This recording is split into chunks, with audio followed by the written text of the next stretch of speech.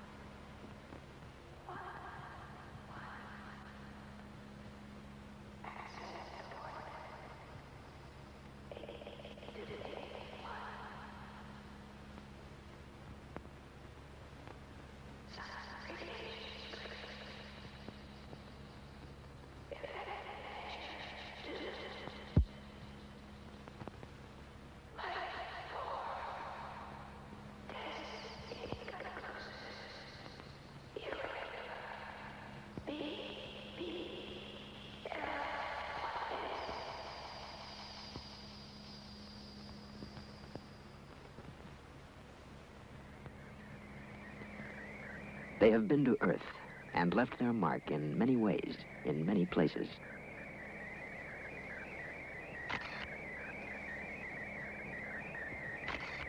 Figures etched on the plain of Nazca tell a story of explorers from outer space. The secret of the story has been learned. The visitors have been here. They have been described in many ways by many men, from primitive drawings to detailed histories, since the beginning of man's stay on Earth until this day.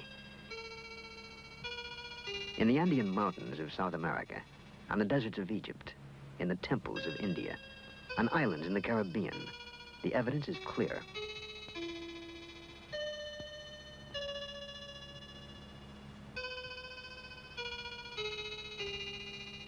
The record of visits dates back more than 500 centuries. The observations of the planet continue even today.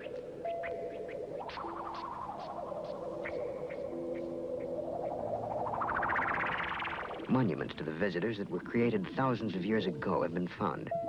They are tributes to the gifts brought from outer space.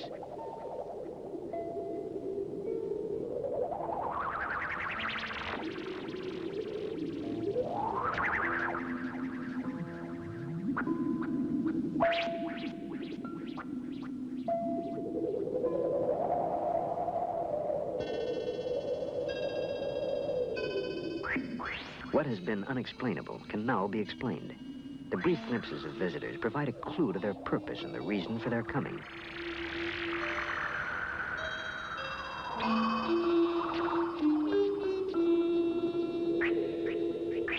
Every law of probability proves that other life exists in the universe. It is now possible to understand how life could have been transported to Earth from some distant planet. It is now possible to understand how we are connected to outer space.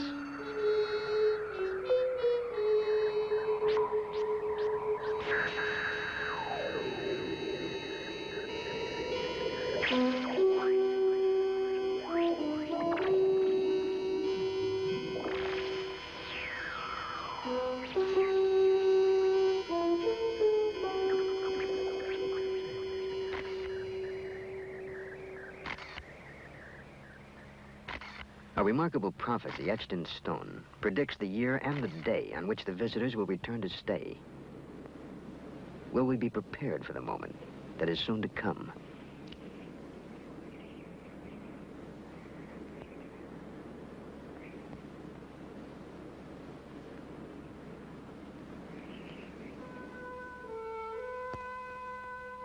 To travel successfully in deep space, man would have to hold the secret of his most precious dream, immortality. Distances are so vast that the spark of life must burn for eons to assure the successful transport of life from one galaxy to another. In ancient crypts, it is possible to find suggestions that the secret was known, that a process of sustaining life was once available on Earth. X-rays of mummies, thousands of years old, indicate that they were encased at very young ages. Most were no more than 20 years old. Strangely, the hand of one mummy still shows the traces of a fire that burns brightly in all living things, the Kirlian aura.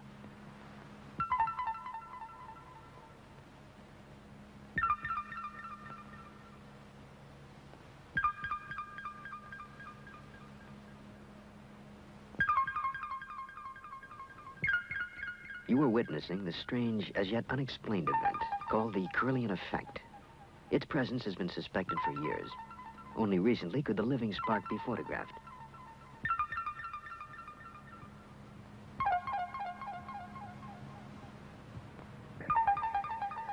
Fingertips and all living things generate a dynamic, constantly changing aura that sometimes sparks and leaps like a flame. How it works is something we simply do not know. At UCLA, Dr. Thelma Moss explores the strange world of Kirlian photography. Let's say that there are about 6 different words that we can describe for this effect, depending on who you are. If you are a conventional physicist, you will call it a corona discharge. And that means it's an electrical emanation caused by the current and the voltage going through the object. Recently, at the bottom of the Earth, an international team of scientists plunged their drills deep beneath the surface of the Antarctic continent. The goal was to probe the geologic history of Antarctica.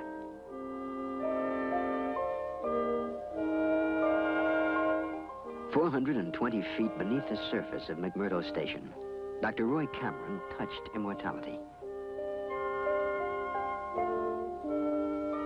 In a pinch of earth from the Antarctic depths, Dr. Cameron has found what is unquestionably the oldest living thing ever to inhabit the Earth.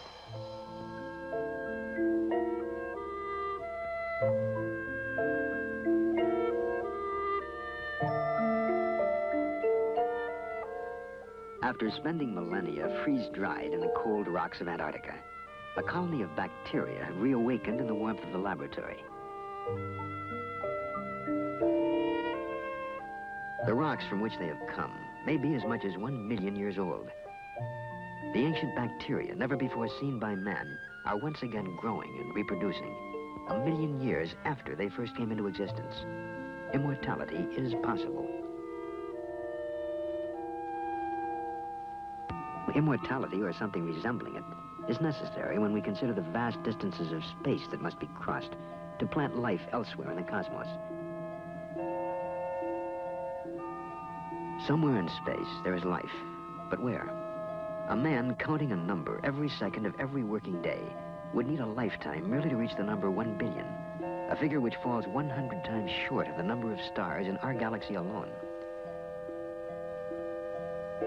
Somewhere in space, there is a solar system like ours, where life exists. Perhaps it is in the constellation Epsilon Bautes, where a sun is dying, burning itself out. Eons ago, the dying sun would have threatened all life on the second planet of the solar system. Some scientists believe that a space probe was sent from that planet toward the Earth. They believe the probe sent these signals in 1927.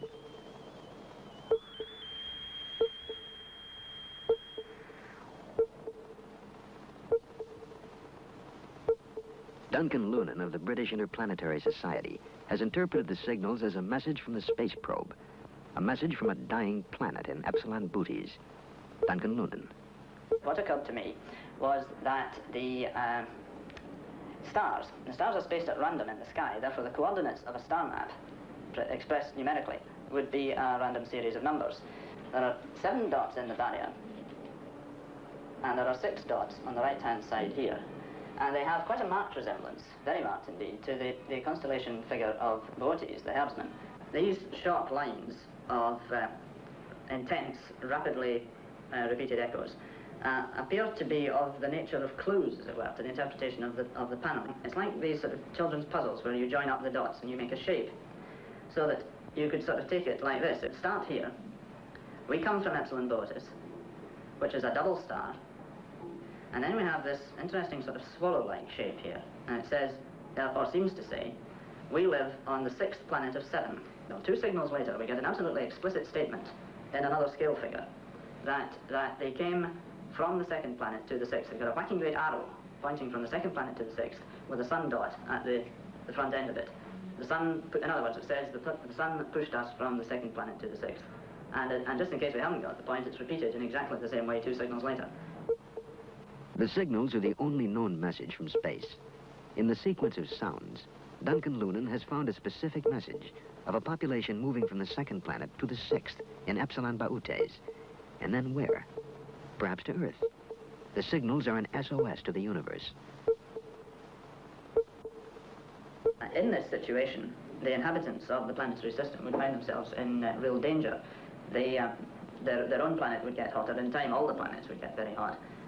They would have, in other words, to perfect first interplanetary and then interstellar travel in order to get away from the sun. So the probe then came to the Earth. It came to the solar system. It located the Earth. It came into orbit around the Earth, and it began looking for signals, radio intelligence signals, from Earth that would indicate the presence of intelligence. If Duncan Lunan's interpretation of the signals is correct, a space probe is now traveling in our solar system, monitoring life on Earth. It may already have been seen by American astronauts. Gemini 7 here, Houston, how do you read? Loud and clear. 7, go ahead. Bogey at 10 o'clock high. This is Houston. Say again, 7. So we have a bogey at 10 o'clock high. Roger. Gemini Control here again. The reference in that conversation was bogey. It was Borman who reported sighting the bogey. This is Gemini Control Houston at 4 hours, 24 minutes into the flight. Bogey is the code word for an unidentified aircraft. But a bogey in space is almost beyond belief. Or is it?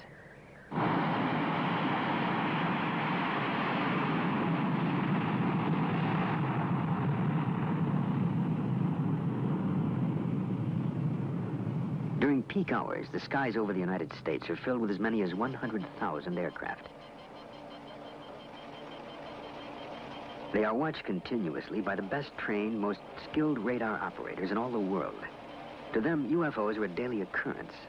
NORAD, the North American Defense Command, for example, reports 800 UFOs on radar every month. Most, of course, are eventually explained, but not all. Almost 400 sightings are still carried on the books as unidentified flying objects.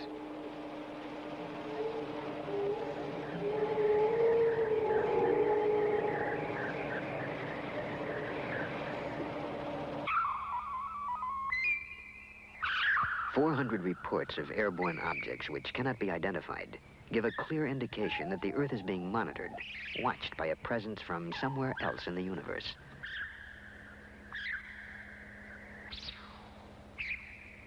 To an incoming space probe, the solar system is unknown territory that must be charted and searched for evidence of life.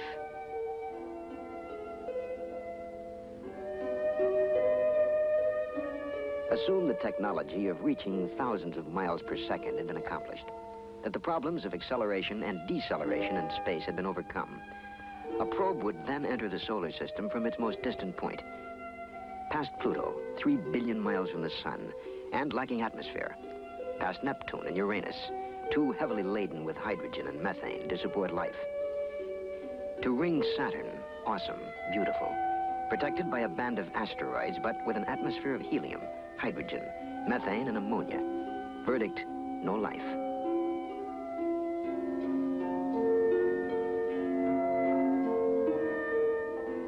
Ahead on the journey lie the most probable planets where life might be sustained.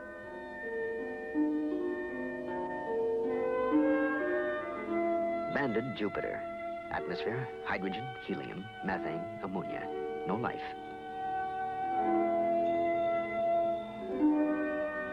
Mars. Distance from Sun, 142 million miles.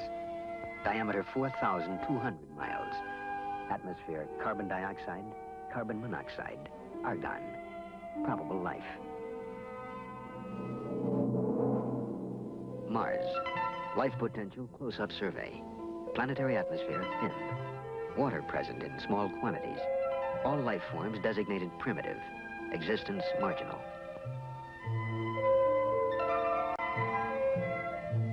No life form on Mars is capable of sending electronic signals into space.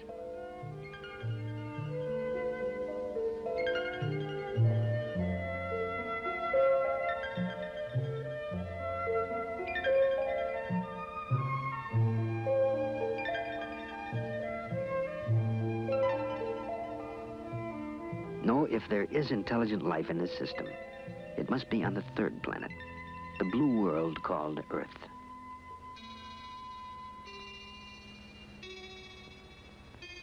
The moon is a perfect vantage point from which to study the Earth. Only 250,000 miles away, the explorers could keep a close watch on the blue planet. The moon is now familiar territory after 6 successful manned landings. But our detailed knowledge is limited to 6 specific locations. Each has told us something new, something we did not know before. The moon is different from the Earth, and clearly was not torn from it, as many scientists once thought.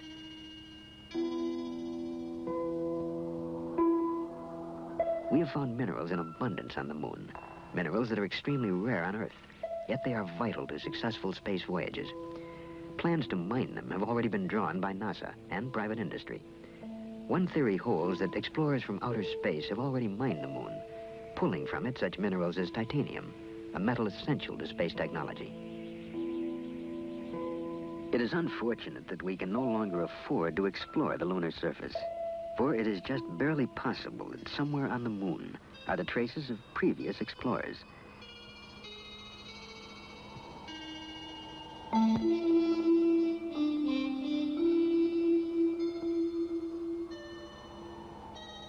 If travelers from outer space were seeking an exploitable planet in our solar system, the moon would become the jumping-off point for their explorations. There are those who believe it has already happened. Duncan Lunan. It's possible that in the course of our history and in the last 13,000 years that ships from Epsilon Botis have come here, have conducted survey missions, possibly even had small settlements established here for a time and pulled out again. We have evidence that a landing was made in the Andes near a lake called Titicaca. From the shore, the outline of Titicaca has no pattern. Only when viewed from space does it take on the shape of a jaguar about to pounce. In the ancient language of the region, Titicaca means stone of the jaguar. Was it named by arriving space colonists?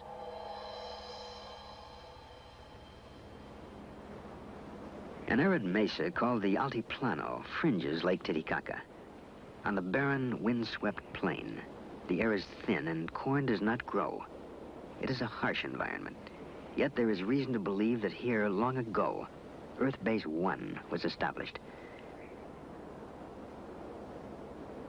Earth Base 1, a starting point on a new world, a place to practice such advanced technologies as planetary and biological engineering.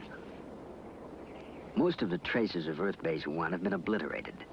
The Inca who dominated this part of the world erased the histories of the regions they conquered. But in the mounds, rubble, and broken walls of an Andean plain lie the ruins of a once great city. Called Tiwanaku, it stands mysterious and unexpected at 13,000 feet above sea level. It might have housed the most advanced civilization of ancient times. Long before the Inca arrival, Tiwanaku was a reality. And the question arises, how much did the Inca take away in plunder, and how much in technology? The Inca did not build Tiwanaku, nor did the ancestors of Indians who now live on this desolate mountain plain. Despite years of study and analysis, scientists are still unable to date these ruins. Estimates of its age range from 1,200 to 15,000 years old. But 15,000 years ago, man was still using flint tools and had not yet developed agriculture. The monolith tells its own story of Earth Base 1. In 1927, the carvings were interpreted as an account of the Earth's original capture of the moon. The theory was dismissed as nonsense. But at the close of the Apollo program, there has emerged a similar theory that the moon has wandered through our solar system, only to be captured by the Earth.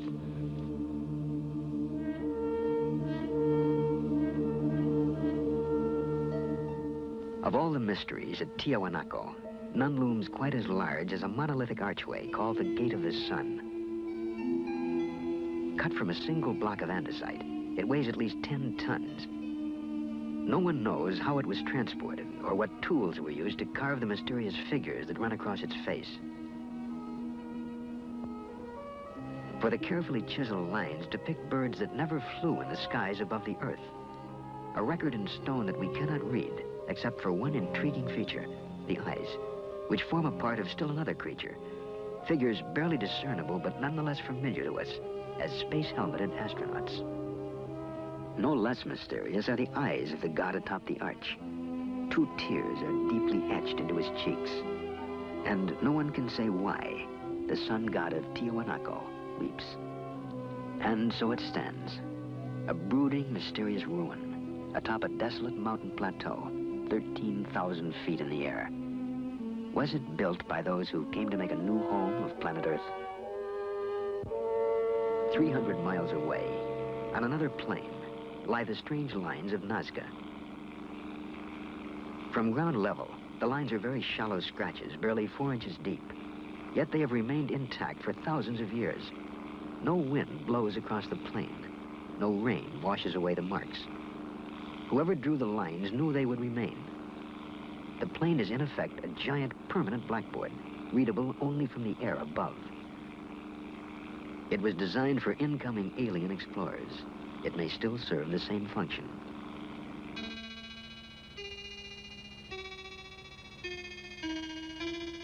April 15th, 1966. A television cameraman filming a commercial in a helicopter saw and filmed something that has still not been explained.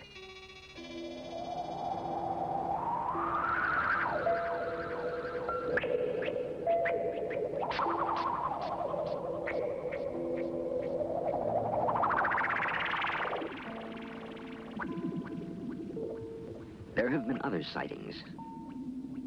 April 2nd, 1966. A Melbourne, Australia businessman photographed an object hovering in the sky.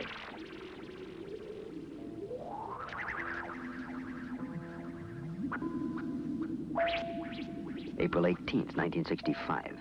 A small metallic object buzzed the ground south of Albuquerque, New Mexico.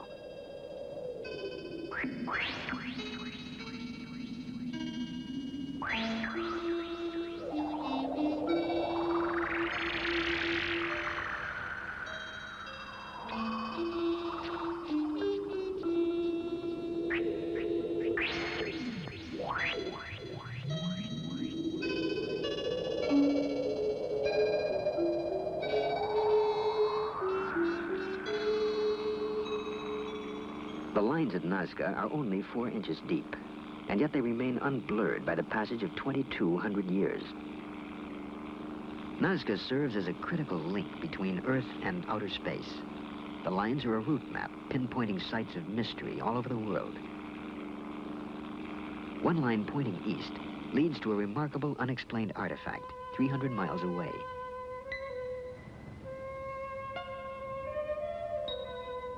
Someone built Sacsayhuaman, a megalithic fortress in the Andes. Who and why is a mystery.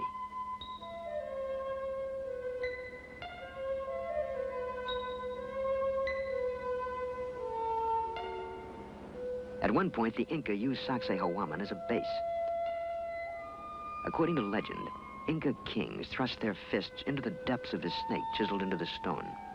From it, they received a special power. A compass needle thrust into that same snakehead will spin wildly, for the stone is heavily magnetized. How did the Inca, who knew nothing of the forces of electromagnetism, select this one stone of all the thousands of others that composed their fortress as the magic stone of the snake? We do not know, but one thing is certain. With that special power, their empire spread from the Pacific coast to the Amazon jungle.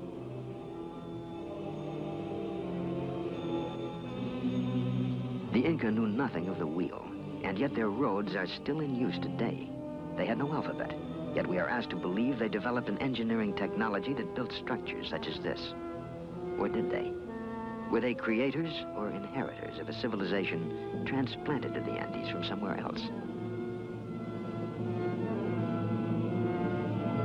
Sacsayhuaman is built of enormous blocks of stone, cut and beveled to fit together with micrometer accuracy. No one has even a clue as to how these blocks, some weighing more than 100 tons, were quarried, shaped, transported, and set into place.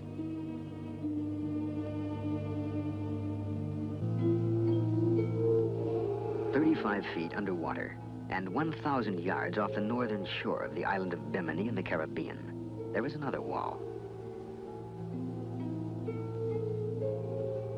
There is absolutely no indication of who might have built it, but the huge blocks bear a striking resemblance to the masonry of the Incas.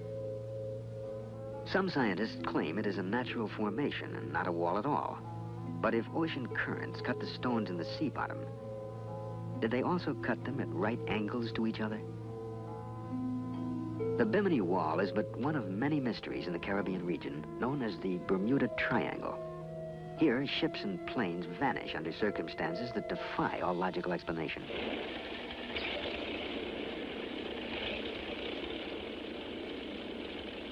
Just after the close of World War II, in December 1945, 5 Navy fighter planes vanished without a trace, leaving a mystery that remains unanswered today. Their disappearance has been the subject of a 25-year investigation by magazine reporter Art Ford. Well, a routine naval air patrol took off from the Fort Lauderdale Naval Air Station. 5 planes, 14 crew members, 5 different radios. After the planes were in the air a few hours, they vanished. 5 radios did not give a coherent reason why they vanished. The men were never seen again. No wreckage of the planes was ever found. There was no radio contact after they were lost. A search plane went up after them with 13 men aboard, with every bit of equipment necessary to find them. It vanished within 7 minutes. Particularly significant in the case of the missing planes was the radio transmission report that remains in the record in the archives in Washington. Lieutenant Robert F. Cox was flying out to try to find Flight 19. He said on the radio, "What is your present altitude? I will fly south to meet you." And Taylor, who commanded Flight 19, replied, "Don't come after me." He was warning his fellow flyers who were trying to rescue the plane, which they thought was lost, and he said, "They look like they're from outer space. Don't come after them."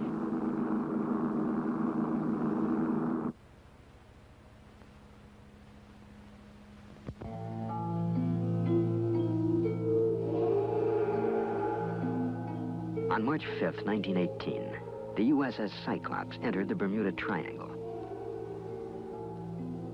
A coal-carrying cargo ship, she had a crew of 309 officers and men. The British liner Vestris reported that she'd heard a radio signal from the Cyclops, indicating weather fair and clear. The Cyclops was never seen or heard from again. No trace was ever found. 10 years later, in 1928, the liner Vestris also disappeared without a trace. Proteus, the sister ship of Cyclops, disappeared in the Bermuda Triangle between November 23rd and December 10th, 1941. She was carrying a cargo of bauxite. Like Cyclops, no trace was ever found. January 8th, 1962, an Air Force KB-50 air tanker disappeared in clear weather.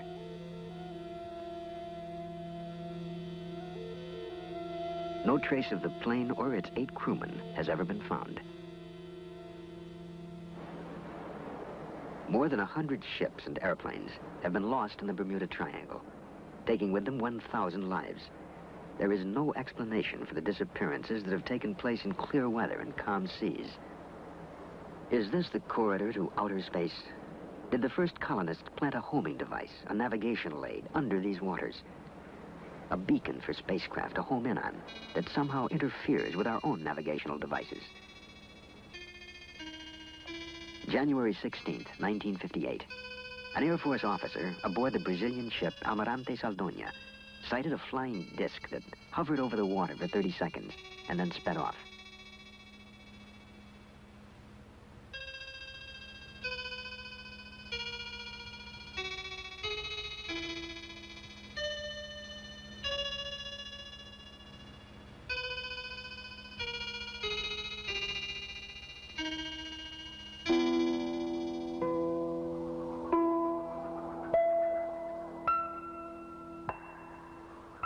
January 13th, 1967. A UFO was photographed as it dove and climbed above the Louisiana bayous.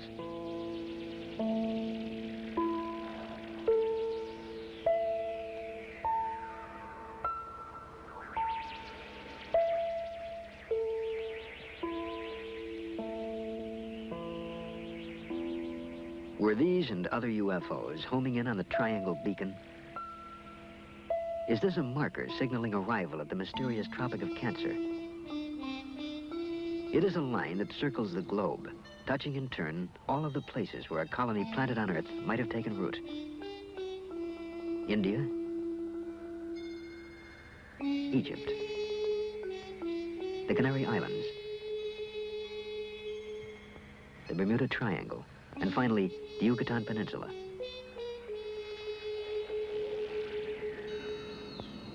The deep jungles of Central America make an ideal hiding place for a colony cut off from its home planet. To this day, the steaming, malaria-ridden lowlands of the Yucatan Peninsula remain largely unexplored. Yet this is the home of the most mysterious people on Earth, the Mayans.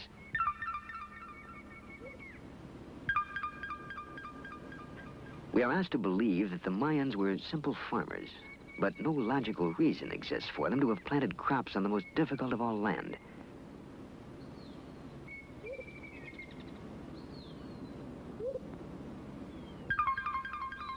No, the Mayans came here not to farm, but to hide. No records tell where they come from. No evidence explains where they have gone. Only citadels like Uxmal stand to remind us of a people markedly different from any other race on Earth. A brilliant civilization grew and flourished in absolute isolation, seeming fearful of contact with other people on Earth. Priests were the repository of all Mayan knowledge. They alone possessed a secret language, distinct from that used by the rest of the people, a language they brought from somewhere else and jealously preserved. There are many other indications that they are not of the Earth. We know of their advancements. They developed mathematics to a high art. They invented the figure 0.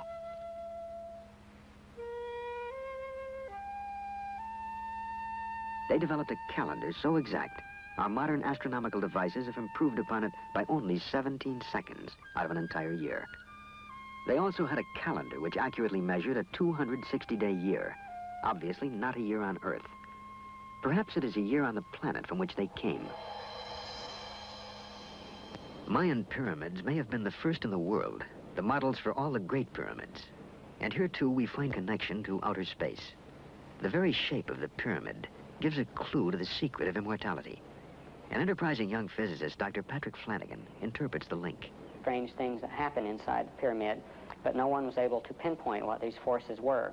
And my research for the last 3 years has been on pinpointing these forces and discovering what the effect is. I've discovered that the pyramid is sort of a cosmic greenhouse. By this, we know that the pyramid shape is designed to intercept certain cosmic energies from cosmic particles. In the same way that a greenhouse is designed so that the sun's rays will enter the greenhouse at a right angle in order to effect maximum transfer of infrared energy into the interior of the greenhouse. The walls of the pyramid are designed for maximum transfer of this energy, bioplasmic energy or biocosmic energy, whatever you want to call it, and certain phenomena occur in the pyramid. Grains of wheat found inside the Great Pyramid in containers or in the floor, 5,000 years old, sprouted immediately. Also, my own research indicates that, for instance, plants such as mung bean sprouts mummified in the pyramid are capable of growing after they have been dehydrated. So this indicates that the pyramid energy phenomena maintains the actual life forces within the organism. Beyond the possibility of immortality inherent in the pyramids of the Maya, it is possible that they inspired the sudden, unexplainable leaps made by other ancient civilizations. They may have shared their highly advanced knowledge of astronomy with others. For example, the Babylonians. We have found cuneiform tablets that mark the phases of Venus, the 4 moons of Jupiter, and the satellites of Saturn. None of these bodies or events can be seen without a telescope, a device invented 3,000 years after the tablets were carved. The knowledge must have come from outer space.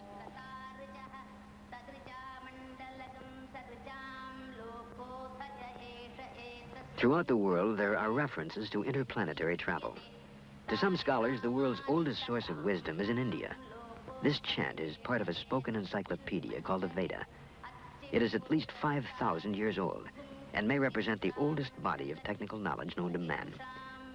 The references to space travel are direct.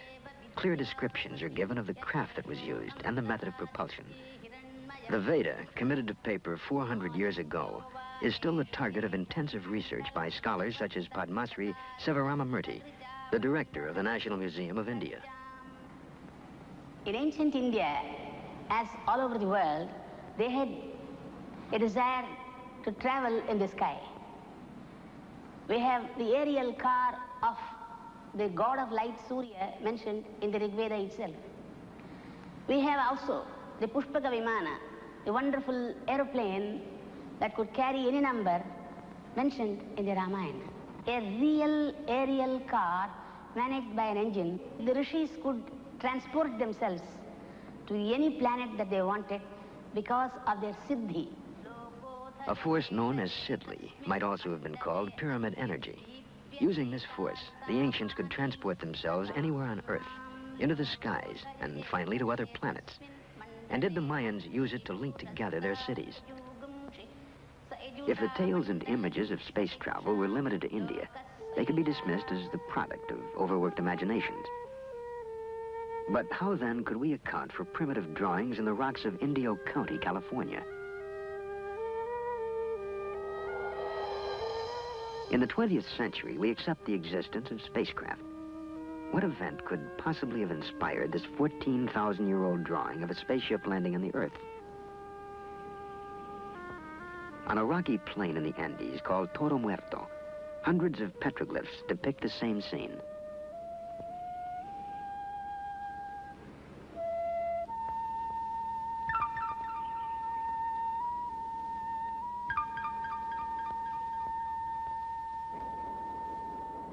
We find evidence of past visits from space in many parts of the world. The 2,200-year-old Dead Sea Scrolls found in the caves of Qumran bring us closer to the original Bible than any other source and contain clear references to the Holy Ones descending from the heavens. While biblical scholars study the scrolls for their theological implications, other scientists have looked to the Bible for evidence of extraterrestrial visits.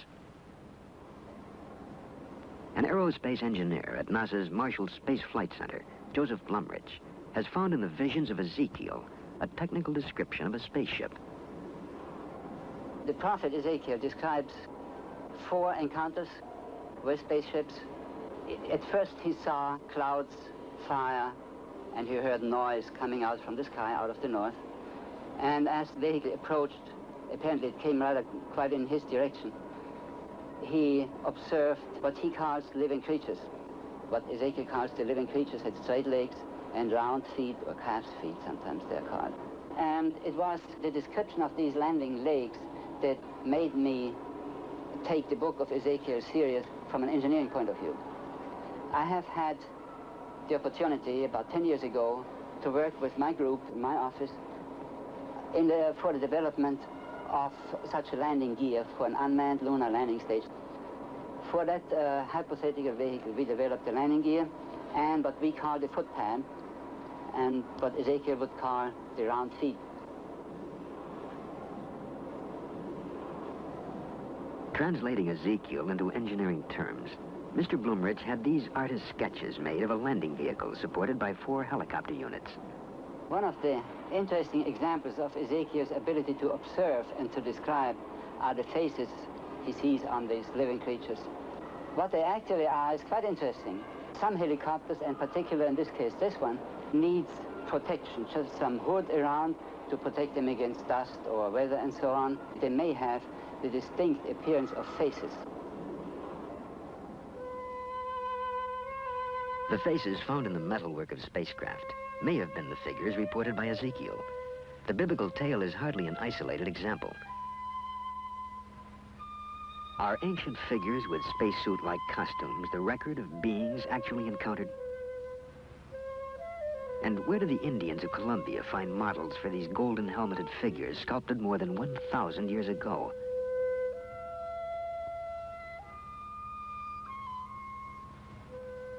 The same people molded these golden objects, which look startlingly like a modern delta-wing jet fighter plane. could flight have played a role in the construction of this rocky fortress in Peru, called Ollantaytambo? It spans a pass through the mountains that link the jungle with the sea. The Inca builders were accomplished stonemasons who built a chain of fortresses across the Andes.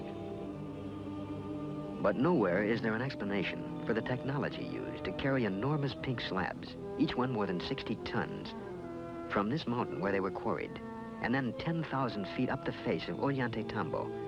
What else but flight could account for raising the stones to the mountaintop?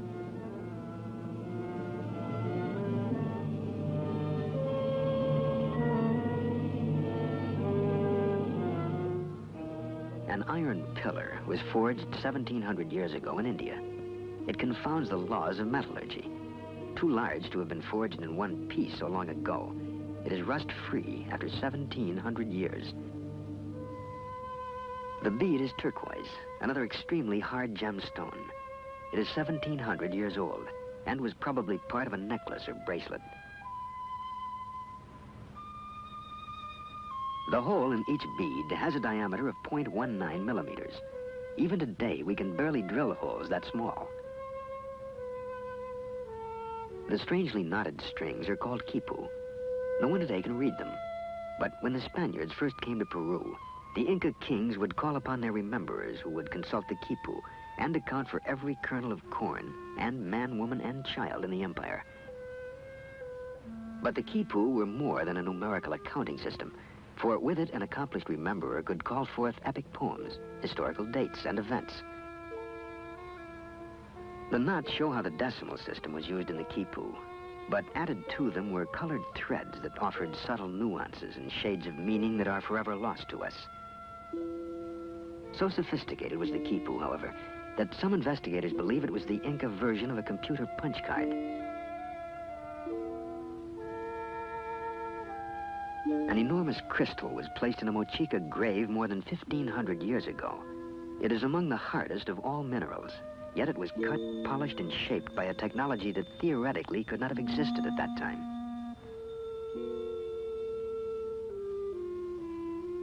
Other hands carved this skull. The British Museum calls it 15th century Aztec. But why would the Aztecs, who never created naturalistic art, suddenly render in crystal a skull? It is possible that the Mayan jungle's strongholds provided the knowledge that advanced the civilization of all of the people on Earth. No matter where we look, we find evidence of their influence. How else can we explain a 700-year-old transplant of a rust-free iron tooth? Found in a Peruvian grave, it seemingly is as functional as any modern dental prosthesis. Other graves yield the suggestion that the ancient Peruvians were accomplished neurosurgeons. At the Cuzco Archaeological Museum, Dr. Fernando Caballesas, professor of neurosurgery at the University of San Marcos, demonstrates. These skulls here are just a very small sample of the tremendous amount of skulls that were found in the graves of the ancient Peruvians. I think that all in all, we have studied more than 10,000 skulls that have been unearthed. Now, these are some of the instruments that they used. This is called the tumi knife, which was used this way, just to open the scalp. This cannot be used in the bone. To open the bone, they used other bronze instruments like this, just to pry up the bone, like here, prying up the bone. There are some other odd instruments like this, just to make these indentations. And there are at least 2 dozen different other instruments that were used also. This one here is a very interesting specimen. It shows a very persistent surgeon. You find here that this man suffered 4 operations, and he survived every one of them. Either it was a very sick man or a very persistent individual who operated on them. But he was a very good technician, because after all, these areas, especially these 2 openings, are right over very, very dangerous sites that even right now, with all the techniques that we use now, we would just be very much afraid of operating in these sites. And this man really survived these operations. In Calca, near here, near Cusco, where about, I would say, 85% of these skulls show healed trephanations. 85% of survivals from skull operations is a pretty good and excellent result. At the Yerkes Regional Primate Center, scientists implant monkeys with electrodes. The experiment stimulates the brain with radio waves and thereby controls behavior. Are today's scientists seeking knowledge already gained by similar experiments performed centuries ago?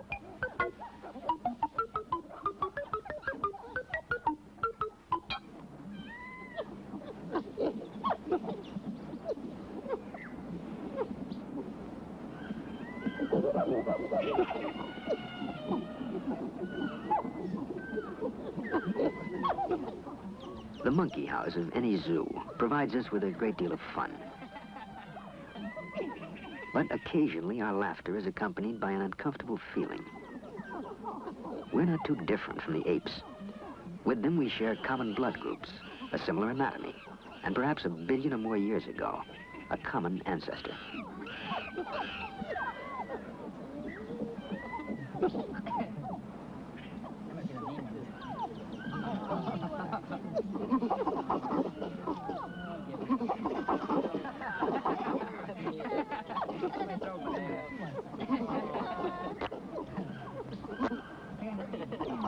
Over here, throw it here. Come here, monkey, over this way. There you go. Throw it here, throw it here. Hey, over this way, come on. Sometime in the distant past, the links between man and ape were snapped by an event that forever changed the course of our evolution. But no one knows exactly what took place.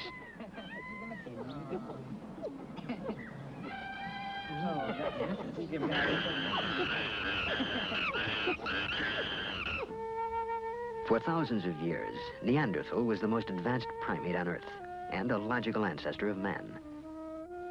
But Neanderthal suddenly disappeared 35,000 years ago, and now a new creature appeared, Cro-Magnon. Suddenly, he began to walk the Earth. We are his descendants, and it is possible that he arrived from outer space.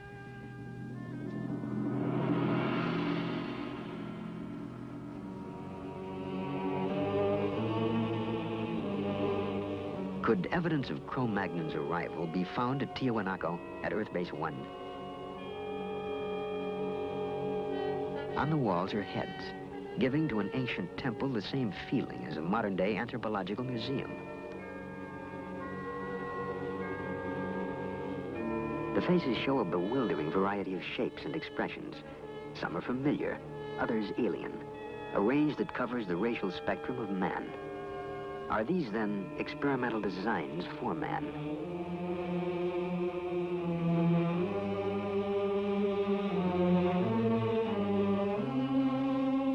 How could life have been transported to Earth from outer space? Certainly in a universe 13 billion years old, there was time enough for uncounted species to rise, create civilizations, and scatter them across the universe, reaching even the small, out-of-the-way planet called Earth.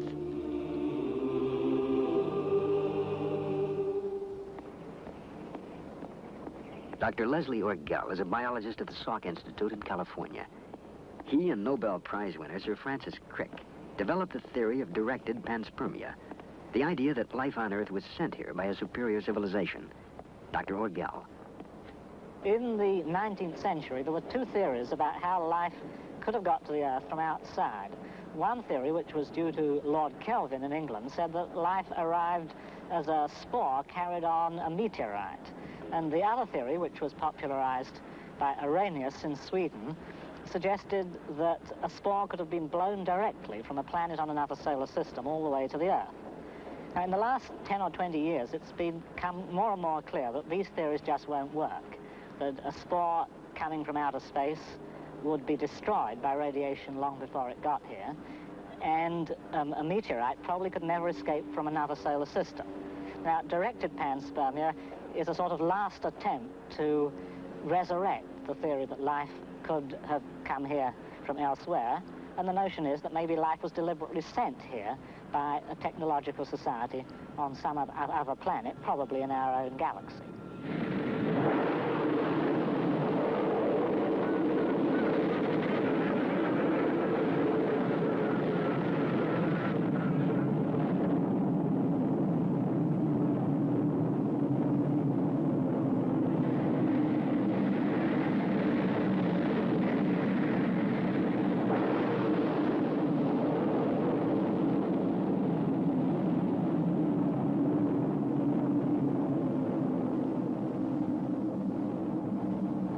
To reach Earth Base 1, spaceships would have to spend hundreds of years in flight.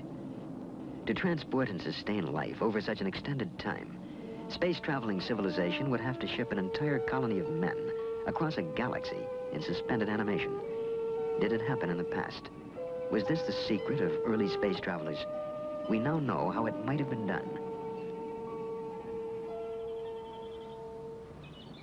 The method is called interspecies embryo transplantation.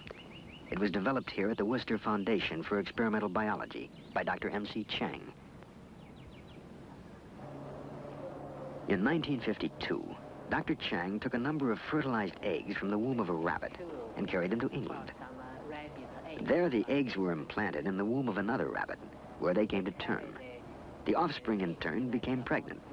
Their fertilized eggs were then taken from England and implanted in the Worcester rabbits.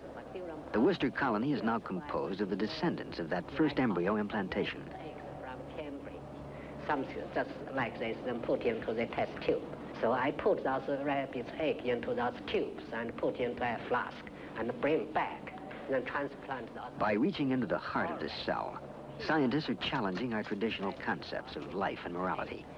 Yet, faced with the threat of extinction, a species capable of finding its salvation in an advanced biotechnology would surely seize the opportunity. I think it's possible to transport human eggs from one planet to another planet. Our own biotechnology has made of the rabbit a container in which entire herds of cattle, flocks of sheep, and other animals are shipped around the world. At the Wayne State Medical Center in Detroit, Dr. E.S.E. Hoffes has just received a rabbit from South America. It carries embryonic additions to his colony of research monkeys.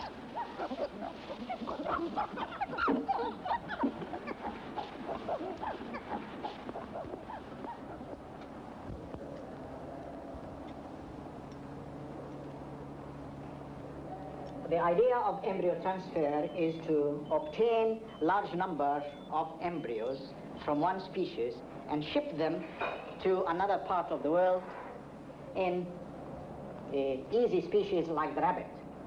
Now, we have a rabbit here, and we'll have 200 embryos of monkeys in them, in this one rabbit. The first step of this is how to collect the embryo. This requires surgery.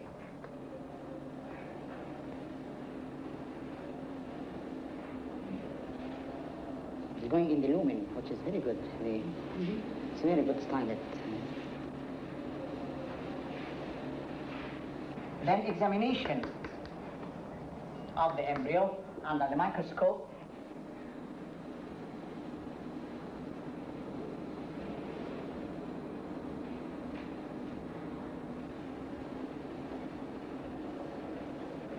Then the transfer of the embryo into another species. And then we will go to the monkey and transplant the monkey embryos that were put in the rabbit into this monkey. I don't like to put any air bubbles inside at all, so just we'll... And I think this is ready to go to the colony.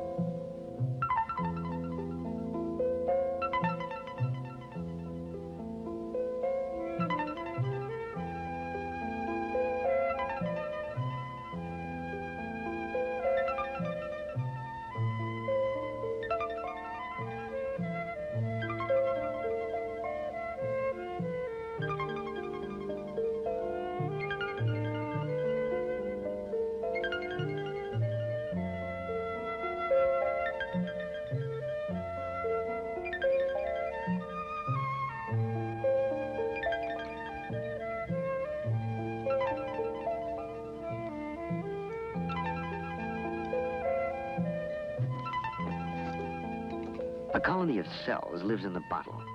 The red fluid in which they float is their food. Tissue cultures such as this have supported colonies of the same cells for more than 50 years. In the same manner, a colony of fertilized human eggs, or embryos, might be kept alive during the long journey between the stars. Periodically, several embryos would be implanted into female crew members, be born, grow, and take their place in the crew, caring for the embryo colony that would one day be planted on a new world, light years from their home planet. In just such a fashion, a rocket might have crossed the reaches of open space and brought to Earth an embryonic colony destined to become the ancestors of men.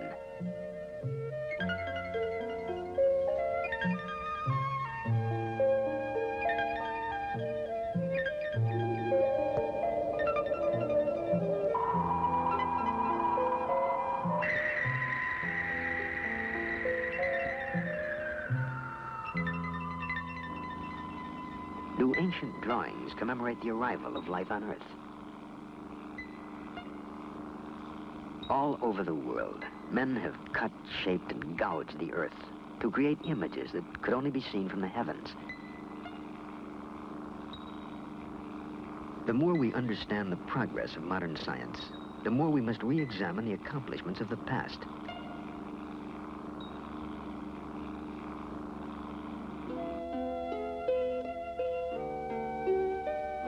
The ancient Egyptians built an incredible complex of temples that were in reality astronomical observatories. The temple of Amun-Ra, the sun god and creator, is aligned so that its axis points directly to the sun at the moment of the midwinter solstice.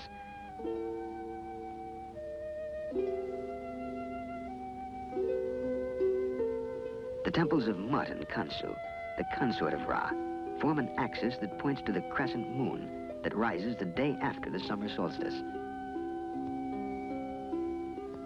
Egyptian astronomy was both practical and spiritual, for it allowed them to predict the annual flooding of the Nile and thus know when to plant their crops. But more important, the temple lines could be followed directly to the sun, the source of immortality.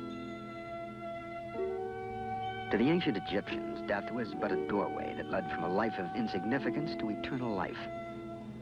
And so the Egyptian pharaohs crossed from Karnak on the east bank of the Nile, where the living dwelled, to the west bank, where they entered the city of the dead. Once within the city of the dead, the pharaoh was prepared for a journey into space.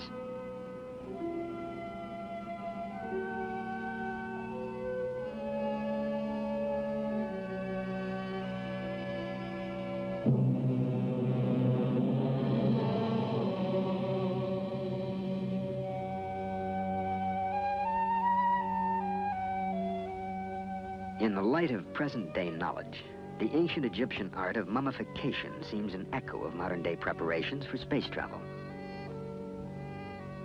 The Egyptians believed that two spirits remained with a man after death. The second spirit, the Ba, was the space traveler. Each night, the Ba left the body and traveled with the sun through space until it returned to light the world again. To the ancient Egyptians, the Ka and the Ba were not abstract, disembodied ghosts, but real entities, and they required a place in which to dwell for all eternity. The burial tombs of the pharaohs were therefore far more elaborate and more richly decorated than any of the palaces in which they reigned during life. The death rites of the Egyptians may well have been imitations of an event they had been told of or witnessed, the preparations for a real voyage into space.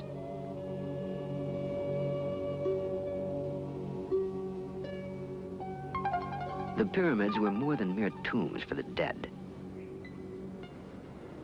The Great Pyramid of Cheops is an almanac that measures the days of the year, the circumference of the Earth, and the distance to the sun.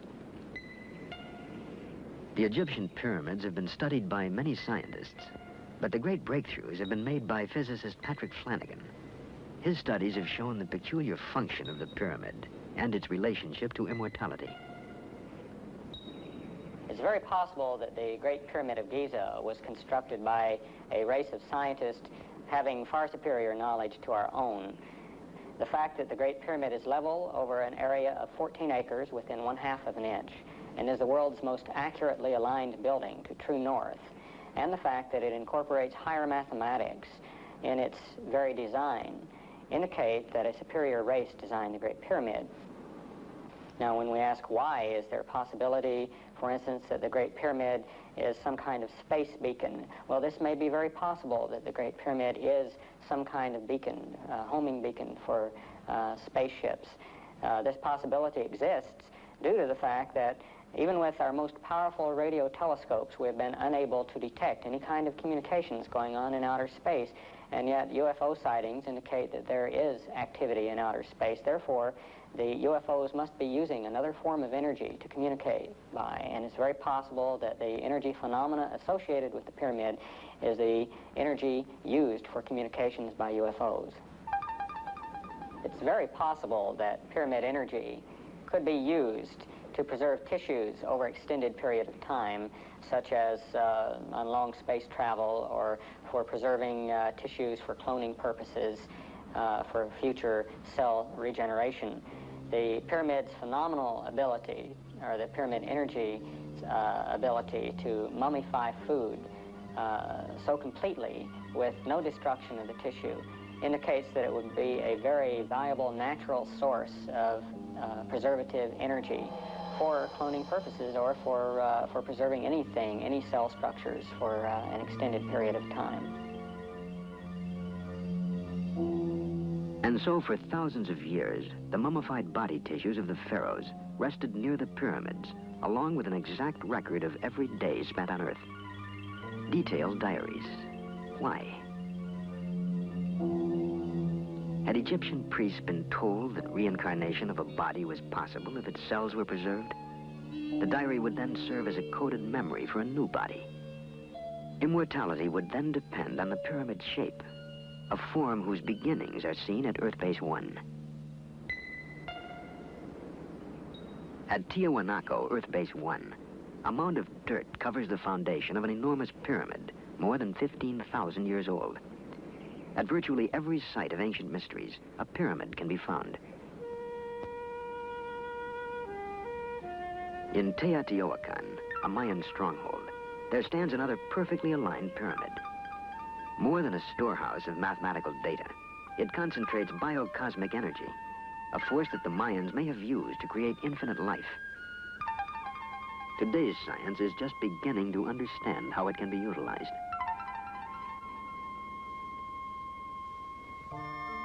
The hope of immortality is contained in a genetic message stored in the nucleus of the cell. When the cell divides, that message, coded in chemical units within the genes, is transmitted to each of the new daughter cells. So long as that message is stored within the cell, it remains alive. And so too does the possibility of immortality.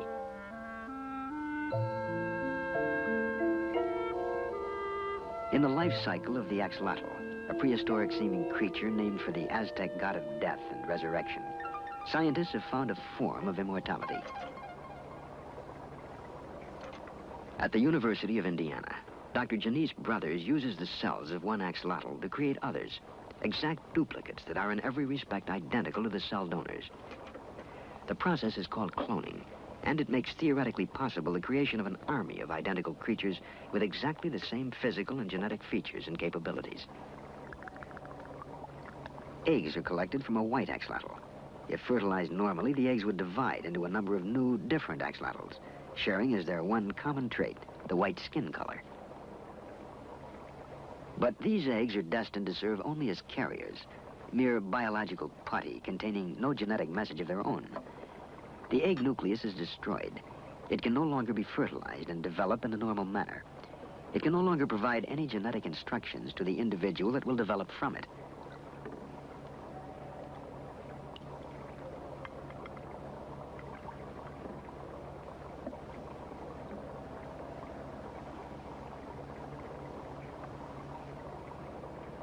A spotted axolotl embryo becomes the cell donor.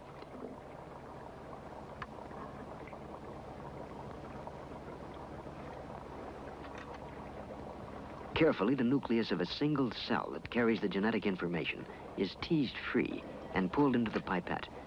It'll provide all the instructions needed to create a new individual.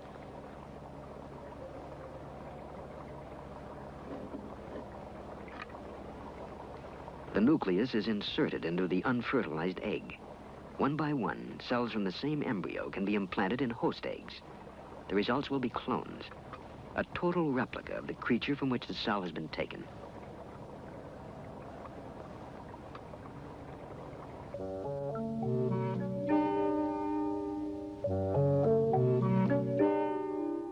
Each of the eggs carries the same genetic instructions and will develop into carbon copies of each other, clones of identical axolotls.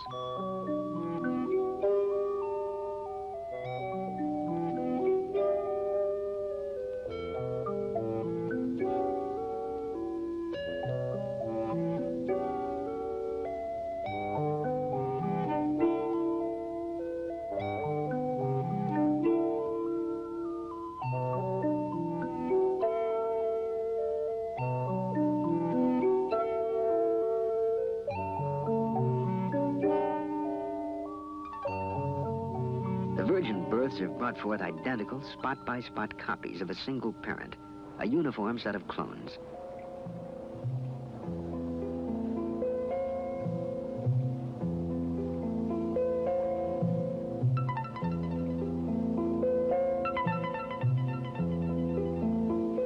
Full-grown, each axolotl looms like the prehistoric monsters that roamed the Earth during the age of the dinosaurs. But these creatures are so far removed from that time as to be of another world, for they are clones, exact copies of each other.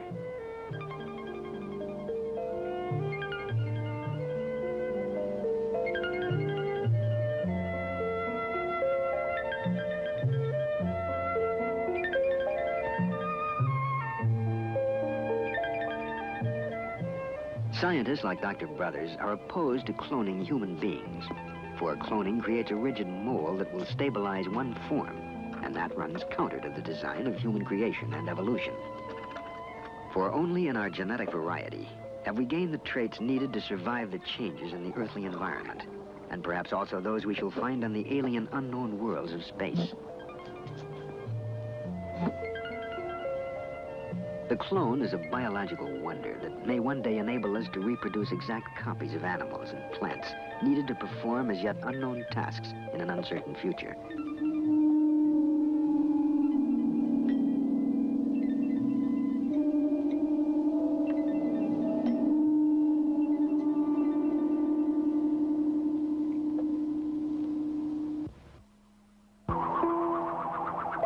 The evidence is sometimes dim, often subject to different interpretation, but somehow the idea persists.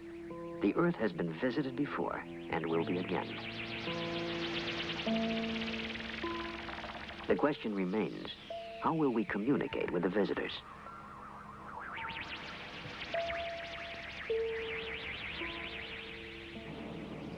At the Yerkes Primate Center in Atlanta, Georgia, experiments are underway at this very moment to answer that question.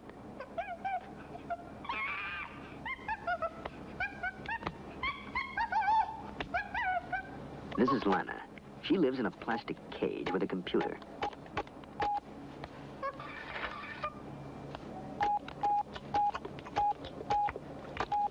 Lana can tell the computer to provide her with food and drink.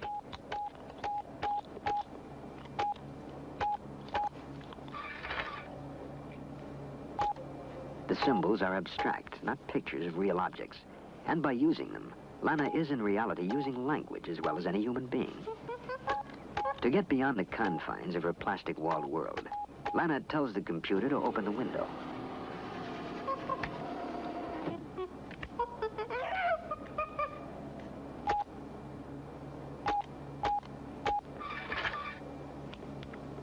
She orders the computer to display motion pictures and slides for her own amusement. But more important, Lana can use the computer to talk to the scientists and technicians at Yerkes. One of Lana's favorite conversation partners is Tim Gill.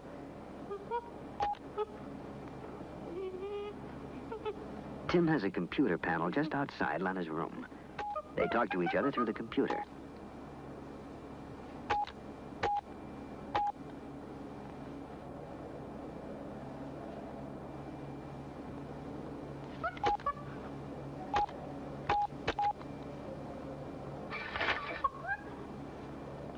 The language they share is not chimp chirping or English, but a language of symbols called Yerkish.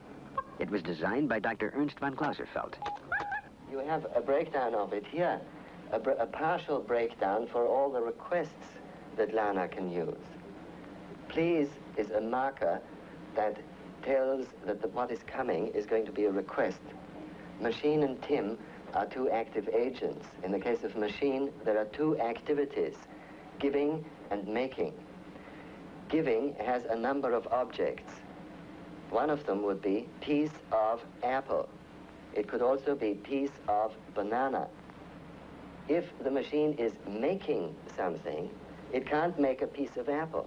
It can't make a piece of banana or an M&M. It can only make a slide, or it can make the window open. Lana forms perfect sentences that communicate specific ideas. She has language in common with Tim. The experiment is not as sterile as it looks. Tim and Lana have developed a close relationship. Can Tim visit Lana, he asks? Yes.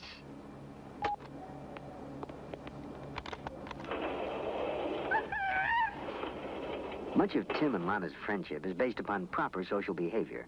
Proper, that is, in chimpanzee society. And so Tim asks, can Tim groom Lana?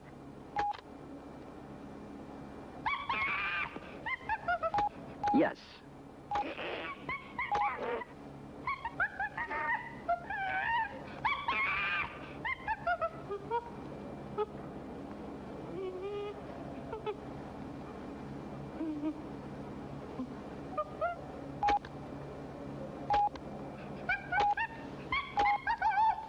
Will Lana groom Tim? Of course.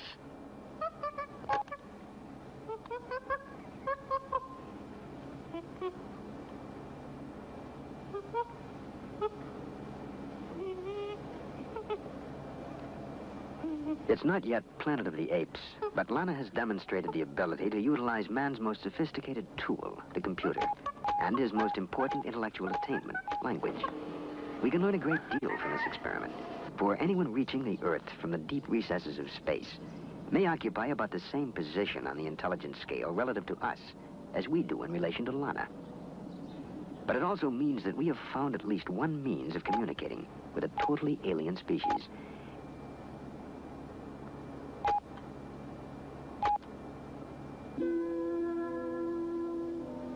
A language of symbols carved thousands of years ago is still being deciphered.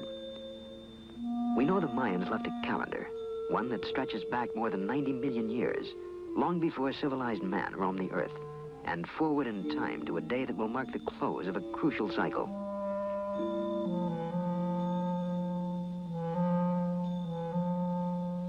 An inscription tells us that the modern period will end December 24th, 2011 AD. We may presume that they were computing the length of a space voyage and marking the exact date of return. They may return to seek the fate of the colony left on Earth. Perhaps at Uxmal they will find answers we have never been able to divine. This was one of the last bastions of Mayan society, and here a carving is found unlike any other in Mayan lore. Clearly a skull and crossed bones. According to legend, it is the death house, and nearby is another structure marked by a procession of turtles, the Mayan symbol for a long life. Did the final experiments at cloning take place here, near the Great Pyramid of Uxmal? December 24th, Christmas Eve, 2011 AD. On that day, they may return to seek the fate of the colony left on Earth. Perhaps they will settle in the jungle of Uxmal, where, according to legend, Mayan priests talk to their god through a black, shiny, glass-like rock, an ancient description of a television receiver. We know now how they transported a colony to Earth and what they might have left behind. We have only to learn why they are coming back.